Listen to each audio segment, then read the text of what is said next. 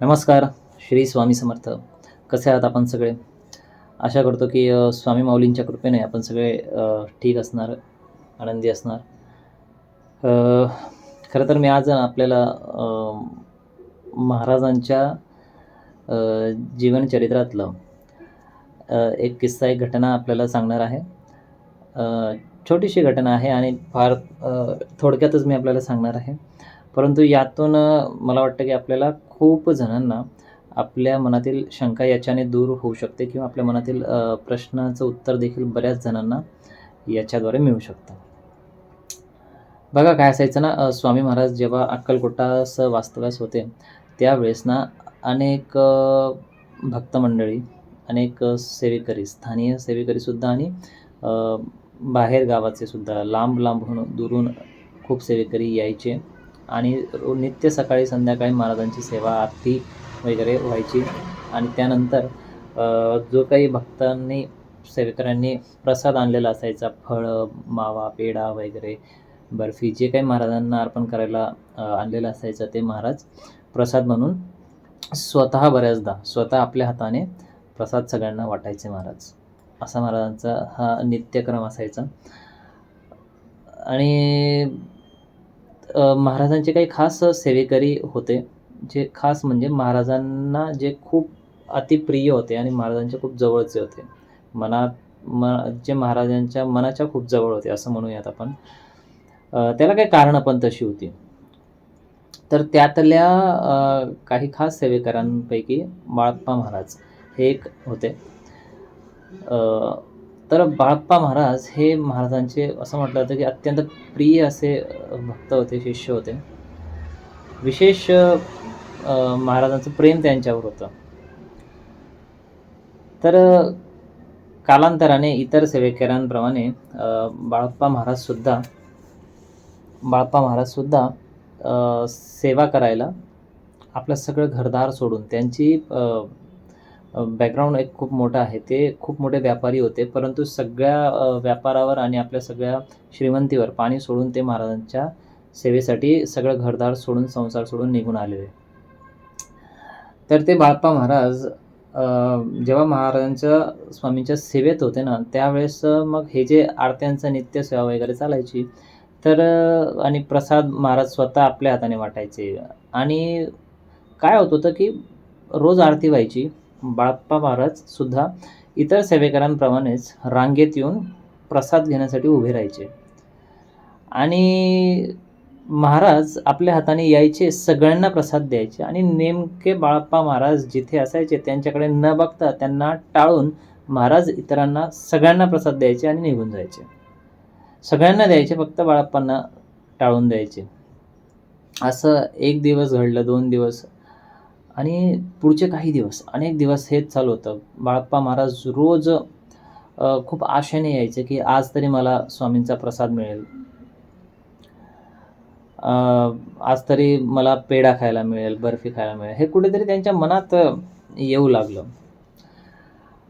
मग आणि व्हायचं ते, की रोज महाराज ना त्यांनाच बरोबर टाळून निघून जायचं. त्यांना खूप वाईट वाटायचं, खूप दुःख व्हायचं. असं खूप दिवस झालं. ते यायचे स्वामींकडं, स्वामी त्यांना टाळून निघून जायचे. तर मग एक दिवशी ते खूप प्रचंड उदास झाले. परंतु त्या दिवशी त्यांनी बघितलं, की चला आज तरी महाराज देतात का? शेवटचा एक प्रयत्न म्हणून एके दिवशी ते आरतीनंतर परत रांगेत उभे राहिले आणि परत तेच झालं. महाराजांनी त्यांना प्रसाद दिला नाही. त्यांना टाळून दिला आणि सगळ्यांना प्रसाद दिला महाराजांनी. त्या दिवशी ते प्रचंड दुःखी झाले बाळप्पा महाराज. अतिशय म्हणजे त्यांना मनात खूप वाईट वाटलं, की आपल्याकडून काही चूक झालेली आहे का? की महाराज, स्वामी आपल्यावर काही रागावले आहेत का? सेवेत माझ्याकडून काही कमी झाली का? की महाराज मला असं टाळतायत? मलाच प्रसाद का देत नाहीयेत?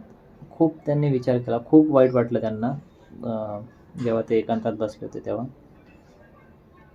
आणि त्यांच्या मनात चाललेली खलबल काही महाराजांना माहिती नाही असं नव्हतं. महाराजांना सगळं कळत होतं. परंतु महाराज योग्य वेळ येण्याची वाट बघत होते.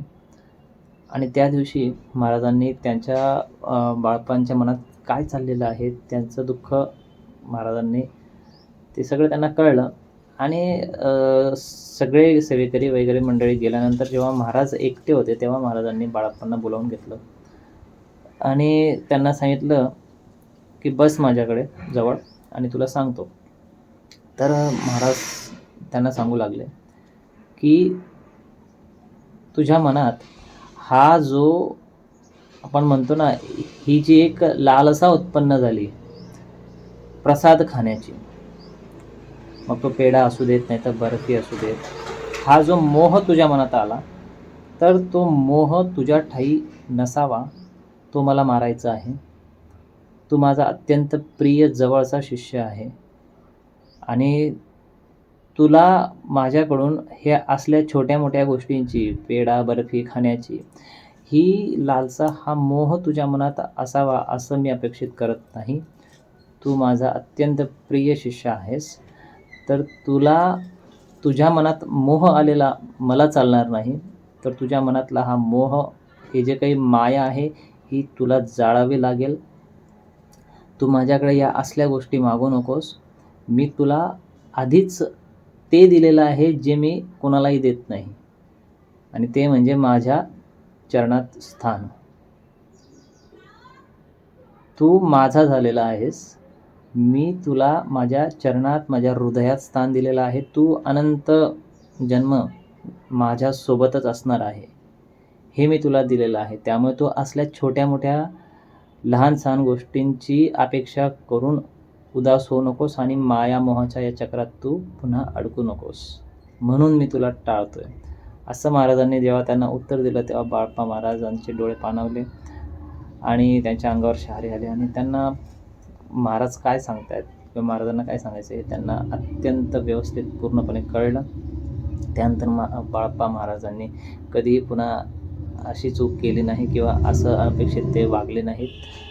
पुढे आयुष्यभर त्यांनी महाराजांची अगदी निस्वार्थ भावाने सेवा केली आणि आजही बाळप्पा महाराजांची समाधी, महाराजांच्या समाधीजवळच अक्कलकोटमध्येच बाळप्पा महाराजांची समाधीसुद्धा आहे. जे महाराज म्हटले होते, की "तू अनंत जन्म माझ्यासोबत असणार आहे."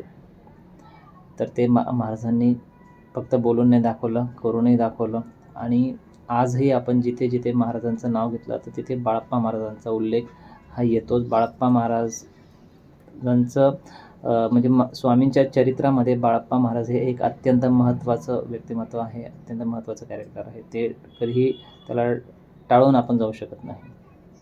म्हणजे महाराजांना बघा, या घटनेतनं हे सांगायचं आहे, की आपल्या बाबतीतही असं बऱ्याचदा होतं, की आपण स्वामींची खूप मनोभावे सेवा करतो. जे आपण प्रयत्न करतो, की महाराजांना काय अपेक्षित आहे, ते सगळं आपण करून पाहतो. सगळं करण्याचा पुरेपूर प्रयत्न करतो. पण आपल्याला असं जाणवतं, की बाबा मी सगळं करूनसुद्धा महाराज मला काहीच देत नाही आहेत. मी जे मागतोय ते काय महाराजांना कळत नाही का? माझी हाक स्वामींपर्यंत पोहोचत नाही का? का महाराज मला इतकं वाट पाहायला लावतायत? किंवा महाराज मला का देत नाही आहेत? किंवा इतर सगळ्या गोष्टी मिळतात, पण जे आपण मागतोय तेच मिळत नाही आपल्याला. यामुळे आपलं मन कुठेतरी उदास होतं आणि आपल्याला आपल्या मनात स्वामी भक्तीविषयी, स्वामी सेवेविषयी शंकासुद्धा यायला लागते. तर यावर बघा, या प्रसंगातून आपल्याला काहीतरी शिकायचं आहे, की ना आपण खूपदा आपण मागतो ते मिळत नाही किंवा स्वामी देत नाही. याचं कारण असतं, की स्वामींना ना आपल्याला लहान-सहान गोष्टी द्यायच्या नाही आहेत. स्वामी आपल्याला ते देऊ इच्छितात, जे आपल्यासाठी चांगलं आहे, उत्तम आहे. स्वामी आपल्याला ते नाही देत, जे आपल्याला पाहिजे. स्वामी आपल्याला तेच देतात, जे आपल्यासाठी उत्तम आहे. आणि जर तुम्ही जे स्वामींकडे मागतायत, ते जर मिळत नाही आहे, खूप काळ गेला तरी ते तुम्हाला मिळत नाही, तर याचा अर्थ तुम्ही समजून घ्या, की ती गोष्ट जी तुम्ही मागताय, ती तुमच्यासाठी योग्य नाही आहे. म्हणून स्वामी ते तुम्हाला देत नाहीत. स्वामी तुम्हाला ते नाही देणार. त्याच्याऐवजी तुमच्यासाठी जे बेस्ट आहे, उत्तम आहे, सर्वोत्तम आहे, ते माऊली तुम्हाला योग्य वेळ आल्यावर नक्की देणार आहेत. हे तुम्ही समजून जा. आणि महाराजांना जवळ कंप्लेंट करू नका. सेवा करत राहा. तुमच्यासाठी जे सर्वोत्तम आहे ते तुम्हाला तुमच्यापर्यंत आणून देतील.